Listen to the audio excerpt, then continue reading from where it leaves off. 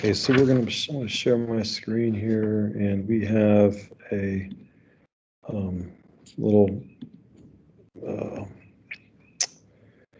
PowerPoint here of a cell membrane, and the questions 1 through 5 here before we get to the video. The two parts. The first question is the two parts of the cell membrane. What are they?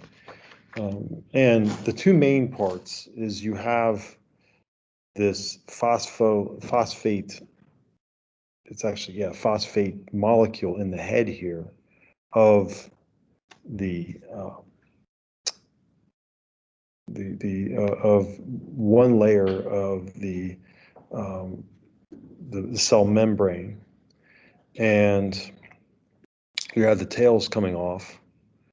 The tails are fatty acids. Okay, they're lipids. They're the molecule that we associate with fat. Okay, they don't like water. They are non-polar. They don't interact with water. But the heads are the opposite. They are hydrophilic. They like the water, and they have hydrogen bonds that kind of connect them together here. And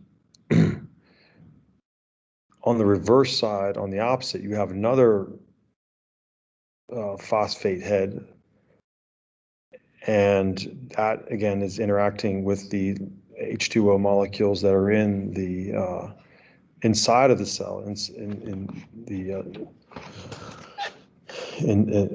the inner part of the cell. And so these two layers create what's called a phospholipid bilayer. Okay, bi being two, so two layers.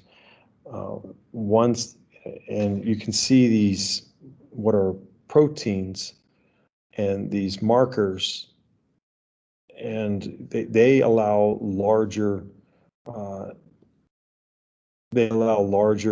items to be transferred through the cell and in and out. Larger only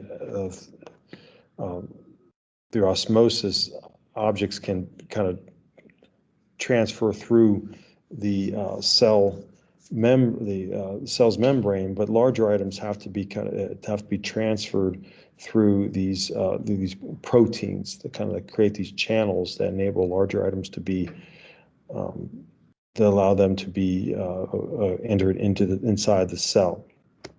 So what the virus does, the coronavirus does, is it has on the crown or of the virus, one of the spike proteins, they act as a key, and they trigger the proteins they trick the proteins into letting them into the cell.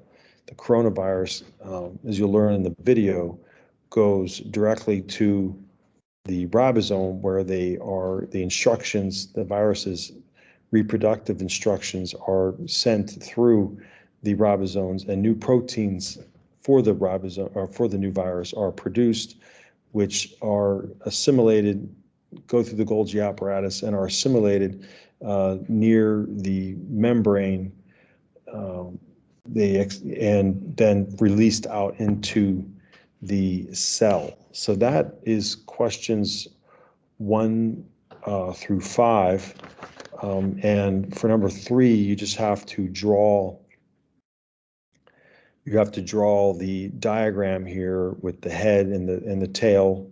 There are actually 3 tails coming off of the head, and indicate which one is hydrophobic, which is the tail, and which one is hydrophilic, which one likes water, which is the head. So it's pretty straightforward for the assignment, and hopefully that helps you answer those questions.